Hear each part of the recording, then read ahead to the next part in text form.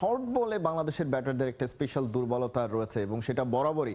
এবং আমরা গেল টেস্টেও দেখেছি যে ওয়েস্ট ইন্ডিজের পেসাররা যে চেষ্টাটা করেছেন, একটানা তারা শর্ট বল করে গেছেন এবং সেই শর্ট বলগুলোতে শর্ট খেলতে গিয়ে ব্যাটাররা উইকেট দিয়ে এসেছেন। সেক্ষেত্রে কি আপনি যেটা বলছেন যে ছাড়ার বল ছেড়ে খেলতে হবে, উইকেটে যদি বেশি সময় থাকতে হয়, শর্ট বলগুলোতে যদি ছেড়ে খেলা হয় সেক্ষেত্রে তো উইকেট পড়ে যাওয়ার কথা না, তাহলে সেই শর্ট বলেই কেন বারবার বাংলাদেশের ব্যাটাররা কাবু হচ্ছে, বিশেষ করে টেস্ট ক্রিকেটে? আমাদের উইকেটগুলি তো আসলে বিশেষ করে অনেক ব্যাটসম্যান প্যারাডাইস থাকে। আপনি যেখান থেকে ভালো খেলে সিলেক্টররা সিলেক্ট করে আপনাদেরকে ন্যাশনাল টিমে যখন ডাকে, তখন আল্টিমেটলি তো এই আ এই এই এই পরিধি থেকে তো আপনি বের হতে পারবেন না। এটা আমাদের একটা কালচার।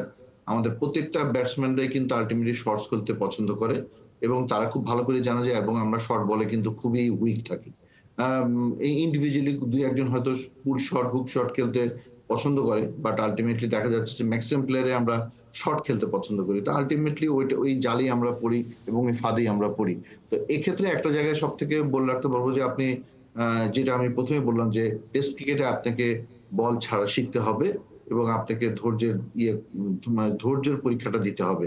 আমরা তো একদিনই ঠিক মতন ব্যাটিংটা করতে পারি না। সো আমাদের ম্যাজিক ফিগার সবসময় 3 এবং এটা আমরা সবসময় জানি। তো 100 ওভারস খেলতে পারলে তো আমরা সবসময় এটা ৩০০ রান, ৩৫০ রান আমরা করেই থাকতে পারি। বাট বলাটা তো অনেক যতটা সহজ করাটা অনেকটা সহজ না। বাংলাদেশের মেন্টালিটির ব্যাটসম্যানদের মানসিকতার এবং মেন্টালিটির অনেক আ উম উম মানে ঘাটতি এখানে দেখা যায় বিশেষ করে টেস্ট ক্রিকেটে। সারা বছরে আমরা মাত্র ১০ টা আ 4 ডে ম্যাচ খেলি। ১০ টা 4 ডে ম্যাচ খেলে আপনি টেস্ট ক্রিকেটে ৯ থেকে ৭-৮ এ কখনোই আপনি আসতে পারবেন না র‍্যাংকিং এ।